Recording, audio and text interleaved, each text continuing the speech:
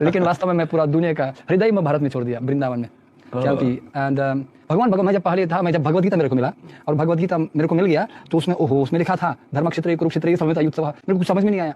पहले एक लाइन पढ़ने में 10 मिनट लगा, धृतराष्ट्र क्या क्या बोल रहे, गुगली मुगली कालाक्षर भेज बराबर, आई कुडंट अंडरस्टैंड। लेकिन उसके बाद जब मैं पढ़ा, वो अगर मैंने बोला भगवद गीता दीदी ये वीआईपी आदमी के लिए किताब, अब वीआईपी है, हाँ मैं वीआईपी हूँ, तो मैं जब पूरा पढ़ लिया उसको 1 साल लगा पढ़ने में। कौन से देश में मिला था किताब को? मेरे को मिल गया यूक्रेन में। यूक्रेन में। तो उसमें लिखा, जब मैं पूरा पढ़ लिया समझ गया मैं वीआईपी हूँ, वेरी इनसिग्निफिकेंट पर्सन, सबसे बड़ा आदमी भगवान है हमारा। और मैं भी क्रिश्चियन था, और क्रिश्चियन क्योंकि हमेशा मैं बाइबल जानता हूँ, और क्रिश्चियन वो जीसस क्राइस्ट, हमेशा मैं उनको बहुत प्रेम करता हूँ जीसस क्राइस्ट को। तो जीसस क्राइस्ट बोलता था पिताजी क्षमा कर दो उसको, वो लोग नहीं जानते क्या करते हैं। तो मैं बचपन से पूछा ये पिताजी पुत्र है, पिताजी कौन है, और वो उत्तर नहीं मिला मेरे को। लेकिन जब भगवद गीता मैंने मिल गया तो उसमें लिखा है सर्वा योनि शुकौंतया मूर्तयः संभवन्ति तिशं ब्रह्म महद्योनिर अहम बीजः प्रदः पिता। ये तो पूरा मैच हो गया, ये तो पूरा मैच हो गया। यस, प्रेज लॉर्ड, परमेश्वर की स्तुति हो। मैं धन्यवाद करता हूँ परमेश्वर का कि उसने एक सुंदर मौका फिर से दिया।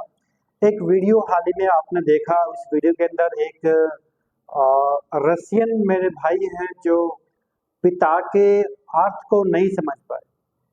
जब प्रभु यीशु ने लूका की किताब अध्याय 23 वचन 34 में कहा कि ऐ पिता तू इनके अपराधों को माफ कर क्योंकि ये नहीं जानते कि ये क्या कर रहे हैं, तो वहां पर एक रिएक्शन दिया भाई ने, एक रशियन भाई ने।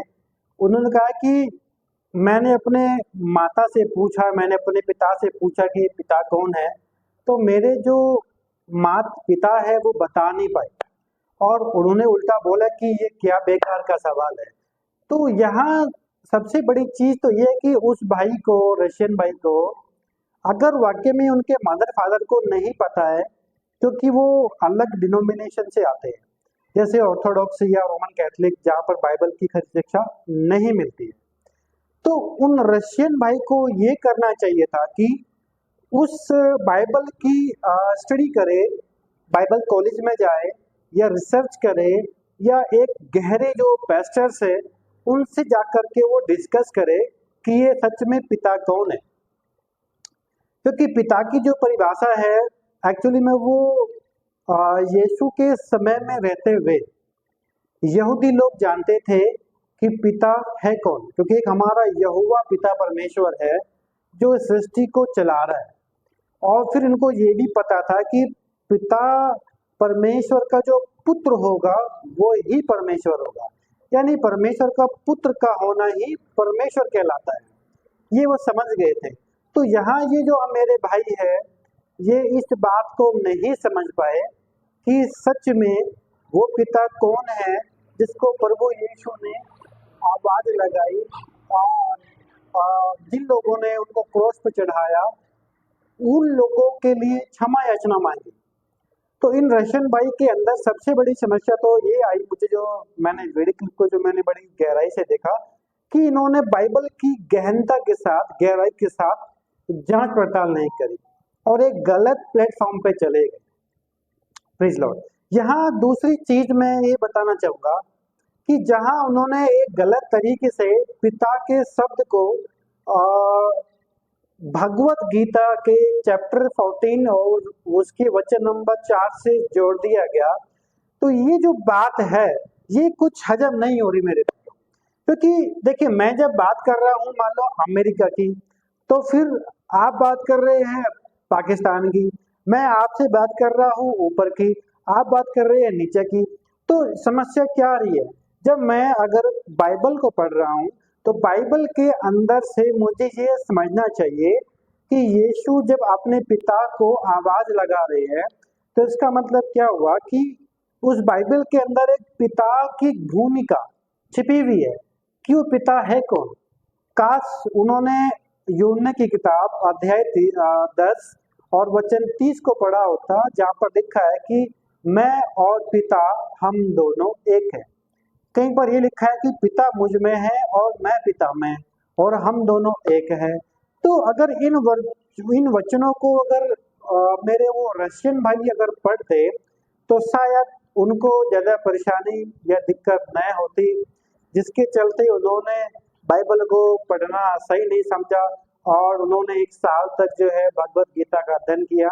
मैं उसके खिलाफ नहीं हूँ, मगर मैं उस पिता के शब्द की अगर व्याख्या का मैं जो है व्याख्यान करने की कोशिश कर रहा हूँ, अगर वे सच में उस पिता शब्द को ढूंढने की कोशिश करते तो ऐसे तो आपको बाइबल में ही जो उन्नत की किताब में कई बार ये पिता की व्याख्या मिल जाती। बाइबल के अंदर पिता शब्द के भी काफी सारे जिक्र है, जैसे उन्होंने एक जिक्र को भगवत गीता के अध्याय 14 से उठा के दिया है। अब मैं दूसरी बात करूंगा श्री कृष्णा के ऊपर। अगर वे कह रहे हैं कि वाकई में ही पिता जो है कृष्णा है, तो इसका मतलब ये हुआ उनके अनुसार कि जीसस के जो पिता है वो कृष्णा है। अब मेरा ये सवाल है कि कृष्णा कैसे जीसस के पिता हुए या कैसे इस सृष्टि के निर्माता हुए।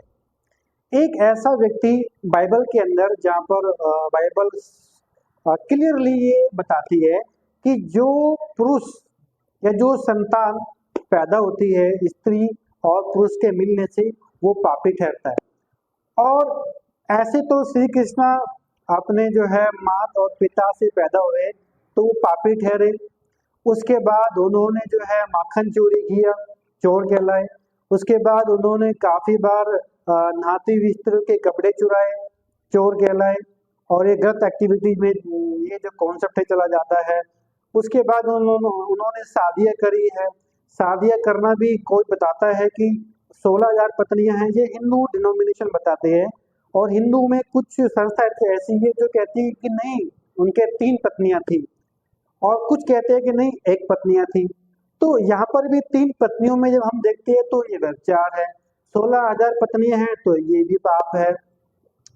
अब उसके आगे अगर हम बात करें महाभारत के युद्ध में, तो किस तरीके से छल और कपट के द्वारा पांडव का और कौरवों का युद्ध को जो लड़ा गया, उसमें किस तरीके से छल और कपट के द्वारा पांडवों की जीत कराई। कौरव लोगों में कैसे इन्होंने विद्रोह के रूप में अर्जुन को खड़ा किया, जब उसने अपने शस्त्र को नीचे रखा कि मैं नहीं कर सकता, मैं लड़ाई नहीं लड़ सकता। तो किस तरीके से कैसी चालाकी से श्री कृष्णा ने उसको खड़ा किया कि नहीं तू तो क्षत्रिय है, तेरा धर्म है, तू इसके खिलाफ लड़ाई लड़, तेरा ये कर्तव्य है, तुझे लड़ाई लड़नी होगी। और कैसे कृष्णा के द्वारा जो है कितने सारे उन लड़ाइयों के अंदर कितने सारे लहू बहे गए और कितने व्यक्तियों की जान चली गई। मेरे प्रियो देख रहे हो आप, ऐसे को ये रशियन भाई और हिंदुइज्म जो लोग हैं कृष्णा को ईश्वर के रूप में प्रस्तुतिकरण करते हैं मेरे प्रियो। और गीता भी किस तरीके से गीता के जो लोग हैं, जो मानने वाले, जो लिखने वाले लोग हैं, जो प्रकाशन करने वाले लोग हैं, गीता में गीता को किस तरीके से कृष्णा को ईश्वर के रूप में दर्जा दिया गया है। प्लीज लॉर्ड देखिए, कृष्णा की जब मृत्यु है तो हमें समझ में आता है कि कृष्णा कैसे मरे, उनके कैसे पैरों में जो है तीर को मारा गया, तीर छोड़ा गया और कैसे उनकी मृत्यु हुई है। अगर वो वाकई में ही परमेश्वर होते तो उनकी मृत्यु ना होती, वाकई में वो पिता होते तो उनकी मृत्यु ना होती। अगर वे ईश्वर होते तो वे 2, 3, 4 शादियां ना करते। अगर वे वाकई में ईश्वर होते तो इस तरीके से छल कपट के द्वारा जो उन्होंने युद्ध को लड़ा है वो युद्ध ना लड़वाते। जैसे हमारे यहाँ प्रभु परमेश्वर ने क्या किया है, क्या क्या कि तुम अपने दुश्मनों के लिए प्रार्थना करो, सताने वालों के लिए प्रार्थना करो, गाली के बदले गाली न दो, तुम अपने विरोधियों के लिए प्रार्थनाएं करो। और कैसे हमारे प्रभु परमेश्वर ने जो है किस तरीके से उनका जीवन, उनके कैरेक्टर को देखे और कृष्ण के कैरेक्टर को देखे, तो बड़े जमीन और आसमान का यहाँ पर हमें एक फर्क नजर आता है मेरे प्रियो। तो इस रशियन भाई ने जो खोज की है वो अपने लेवल पर की है, ओपन माइंड से नहीं की है। क्योंकि अगर वे ओपन माइंड से करते तो शायद उनको कृष्णा का पिता कहना और जीसस का पिता परमेश्वर कहना, क्योंकि मैं और पिता हम दोनों एक है, तो उन दोनों के भेद को वो समझ जाते। एक मैं आपको उदाहरण देना चाहूंगा। एक पागल खाने में 3 व्यक्ति थे। एक व्यक्ति ने बोला कि मैं राजा हूं, तो दूसरे ने बोला तुम्हें किसने बोला, तो उसने बोला कि मुझे तो ये भगवान ने बोला। तीसरा जो पागल व्यक्ति था उसने उसको थप्पड़ मारा खींच के और बोला कि मैंने तेरे को कब बोला कि तू राजा है। तो यहाँ इस इस जो उदाहरण का जो मतलब है वो क्या है कि एक व्यक्ति कृष्णा जो है वो गीता में क्लेम कर रहा है कि मैं ईश्वर हूँ, मैं सबको बनाने वाला हूँ, मगर जब हम उनके पौराणिक तत्व को देखते हैं, जब एक हिस्टोरियन पर्सन से जब इतिहास को देखते हैं, जब हम थियोलॉजी को देखते हैं, जब हम आर्कियोलॉजी को देखते हैं, जब हम एविडेंस को देखते हैं, पांडुलिपियां देखते हैं, मैन्युस्क्रिप्ट देखते हैं और उनके दावे को देखते हैं, तो वे खरे नहीं उतर पाते मेरे प्रियो। तो मैंने यहाँ पर दोनों चीजों को क्लैरिफिकेशन दे दिया है कि प्रभु परमेश्वर ने, हमारे यीशु ने खुद कहा है कि पिता मुझ में है और मैं पिता में हूँ, क्योंकि मैं ही सब कुछ हूँ, मैं ही सबको बनाने वाला हूँ। और फिलिप्पी की किताब अध्याय 2 वचन जब हम पढ़ते हैं 4, 5, 6, 7, 8 में, तो वहाँ साफ साफ लिखा है कि वो दास बन गया, वो शून्य हो गया, उसने परमेश्वर की वस्तुओं को अपने अधिकार में न रखे, वो मनुष्य का रूप धारण करके हमारे और आपके पापों के लिए जो है उसने मृत्यु को सह लिया।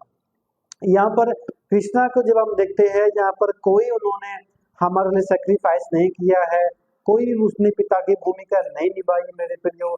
आप साफ साफ इस चीज को यहाँ पर देख सकते हैं, गीता के अंदर कोई भी चीज ऐसी स्पष्टीकरण के साथ नहीं है जो स्पष्टीकरण प्रभु परमेश्वर हमारे प्रभु यीशु ने दिया है, जो हमारे पापों के लिए मारे गए हैं, गाड़े गए हैं और जिंदा हुए हैं। और यहूदी भी इस बात को समझते थे, क्योंकि परमेश्वर के पुत्र का होना परमेश्वर होना है मेरे प्रियो। तो बाइबल के अंदर के संदर्भ को वे लोग नहीं समझ पाए। मैं आपको एक छोटी सी राय दूंगा, आप भी बाइबल का अध्ययन करें और ट्रिनिटी ऑफ गॉड्स के ऊपर स्टडी करें और उस बेस को एकदम मजबूती के साथ उस लेवल पर रखें। जब भी आपसे कोई आपके विश्वास के बारे में पूछे, ये पतरस ने कहा है, जब भी कोई आपके विश्वास के बारे में पूछे तो आप हमेशा तत्पर तैयार रहे, बड़ी शालीनता के साथ, बड़े नम्रता के साथ, बड़े भय के साथ,